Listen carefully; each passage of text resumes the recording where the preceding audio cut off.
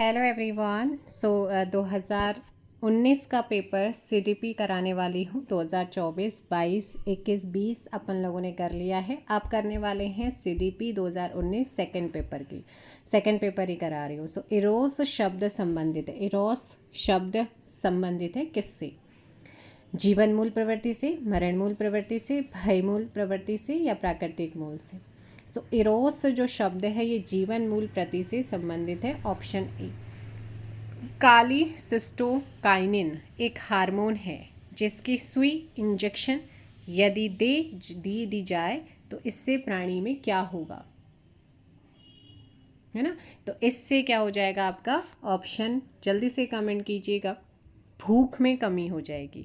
क्या हो जाएगी? भूख में कमी। यहाँ पर यदि किसी व्यक्ति को इस हार्मोन का इंजेक्शन लगाया जाता है तो उसकी भूख में कमी हो जाती है, यानी कि भूख कम हो जाती है, यानी कि ऑप्शन सी आंसर होगा। अगला है केंद्रीय तंत्रिका तंत्र में होते हैं। केंद्रीय तंत्रिका तंत्र में होते हैं, क्या होते हैं? तो इसमें मस्तिष्क और मेरुदंड दोनों ही होते हैं। Option D. इसमें मस्तिष्क खोपड़ी द्वारा सुरक्षित रहता है और मेरुदंड हड्डियों द्वारा। क्रेशमर ने व्यक्ति को निम्न में से किस प्रमुख प्रकार में वर्गीकृत किया? क्रेशर ने इसने ना 3 मुख्य प्रकारों में वर्गीकृत किया है। पहला अस्थिक प्लेटोसोमिक जिसे बोला जाता है, पतली छोटे कमजोर जो होते हैं। दूसरा एथलेटिक पेशी होती है, बड़े होते हैं और अस्थिर होते हैं। पियानाइक सब्जी और वसा वाला। यहाँ पर आपका क्या हो जाएगा? जल्दी से कमेंट करो। क्वेश्चन नंबर 4 और आंसर हो जाएगा डी, सभी। क्या हो जाएगा? सभी। संघनन का सिद्धांत निम्न में से किसकी व्याख्या करता है? संघनन का सिद्धांत निम्न में से किसकी व्याख्या करता है? स्मृति का करता है। किसका करता है? स्मृति। ऑप्शन बी हो जाए। अल्बर्ट बंडूरा निम्न में से किससे संबंधित है? पहले भी आपने करा है। अल्बर्ट बंडूरा की अगर बात करते हैं तो ये आपको ध्यान रखना है सामाजिक अधिगम सिद्धांत से। किससे संबंध है इनका? सामाजिक अधिगम सिद्धांत से इनका संबंध रहा है। एक बार जल्दी से वीडियो को लाइक और शेयर कर दो भाई। चैनल पर नए हैं चैनल को सब्सक्राइब भी कर दीजिएगा। नेक्स्ट क्वेश्चन आप लोगों के सामने है।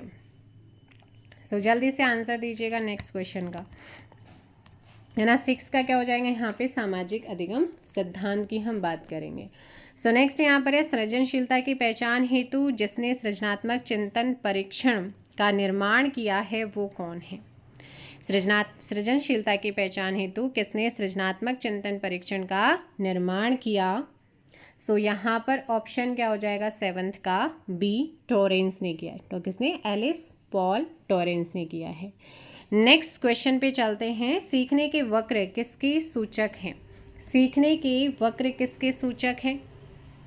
ये सीखने की प्रगति के होते हैं। Option A. मिरर ड्राइंग परीक्षण निम्न में से किसके मापन हेतु प्रयुक्त होता है?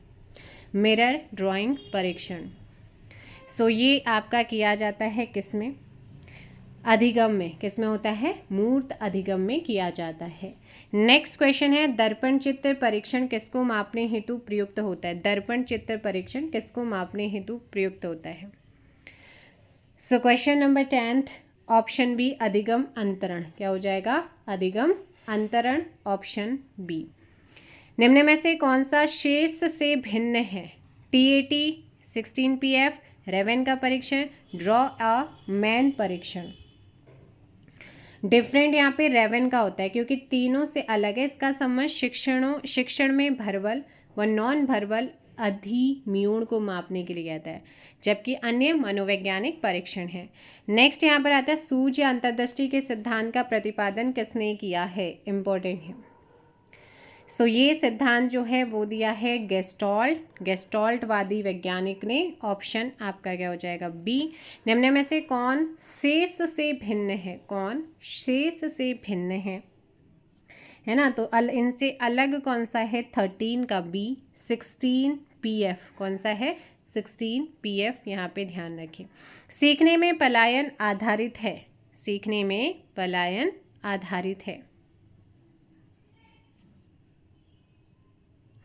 सीखने में पलायन आधारित है किस चीज़ से रिलेटेड? 14 का ऑप्शन बी, नकारात्मक पुनर्बलन पर। किस पर? नकारात्मक पुनर्बलन पर। Option B. अगला आता है निम्न में से किसमें अन्वेषण की ऊर्ध्व उपागम का उपयोग किया जाता है? केस अध्ययन में, केस स्टडी में पूर्व अनुभव के आधार पर संवेदना को अर्थ प्रदान करना क्या कहलाता है? तो पूर्व संवेदना के अनुभव के आधार पर संवेदना को अर्थ प्रदान करना क्या कहलाता है? यहाँ पर ऑप्शन बी प्रत्यक्ष ज्ञान। क्या कहलाता है? प्रत्यक्ष ज्ञान, ऑप्शन बी। कौन सा बुद्धि लब्धि स्तर मंद बुद्धि वाले बच्चों का परीक्षण योग्य बुद्धि लब्धि स्तर कहलाता है? सो ये आपका 35 एवं निम्न कौन सा है? 35 एवं उससे नीचे वाला 17 का ऑप्शन डी। निम्न में से कौन सा स्मृति का कारण नहीं है? 35 और 20 तक की जो बुद्धि लब्धि होती है ना, वो मानी जाती है।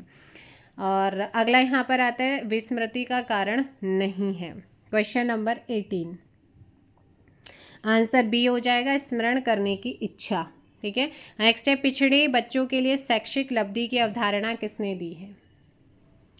सो ये सिरिल बर्ट ने दी थी, ऑप्शन डी 19 का। नेक्स्ट क्वेश्चन जाते हैं, जी वॉल्स के अनुसार सृजनात्मक चिंतन का प्रथम चरण होता है। सो प्रथम चरण होता है उपक्रम। कैसा होता है? उपक्रम होता है, ऑप्शन डी। नेक्स्ट क्वेश्चन पे चलते हैं 21 का, फटाफट से आंसर दीजिए। देखिए, तैयारी या उपक्रम हो गया, उपमा देना हो गया, स्पष्टता हो गया और सत्यता होती है।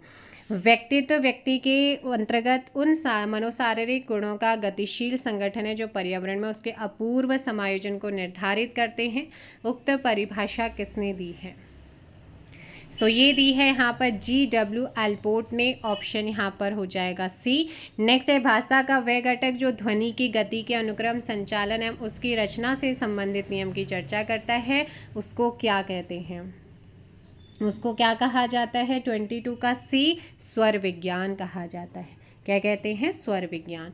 निम्न में से कौन सा बुद्धि का सिद्धांत नहीं है? कौन सा बुद्धि का सिद्धांत नहीं है? एक तत्व सिद्धांत है, द्वितत्व है, बहुतत्व है, लेकिन प्रत्यागमन का सिद्धांत नहीं आता है ना। नेक्स्ट क्वेश्चन पे चलते हैं यहाँ पर 24। पियाजे के अनुसार संज्ञानात्मक विकास की द्वितीय अवस्था कौन सी है?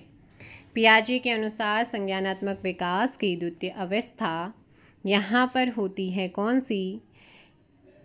सो 24 ऑप्शन सी, पूर्व संक्रिया की अवस्था। कौन सी होती है? पूर्व संक्रियात्मक अवस्था, जो 2 से 7 वर्ष के बीच में देखी जाती है।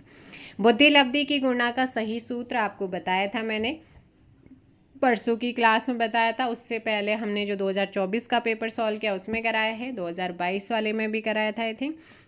सो यहाँ पर इसका जो उदाहरण होता है, बुद्धि लब्धि इक्वल टू मानसिक आयु अपॉन वास्तविक आयु मल्टीप्लाई 100, यानी कि 25 का ऑप्शन क्या हो जाएगा? ए परफेक्ट होगा। आगमनात्मक तर्क के स्तरों में कौन सा शामिल नहीं? आगमनात्मक तर्क के स्तरों में कौन सा शामिल नहीं है?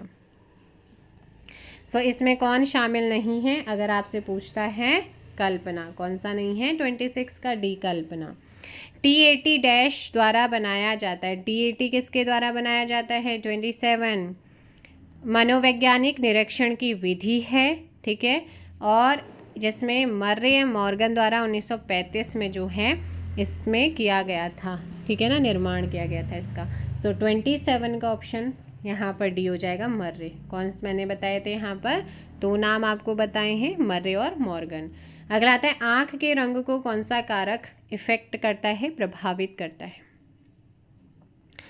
सो अनुवांशिकता के कारण ही व्यक्तियों में कुछ चीज़ें पीढ़ी दर पीढ़ी चली आ रही हैं, जैसे नाटा लंबा, मोटापा, आँखों का रंग या फिर अलग अलग प्रकार के रोग। Option B. नेक्स्ट 29 है, शिक्षक द्वारा कक्षा में डांट पड़ने पर छात्र यदि घर आकर अपनी छोटी बहन पर गुस्सा इजहार करता है तो ये किसका उदाहरण बनता है?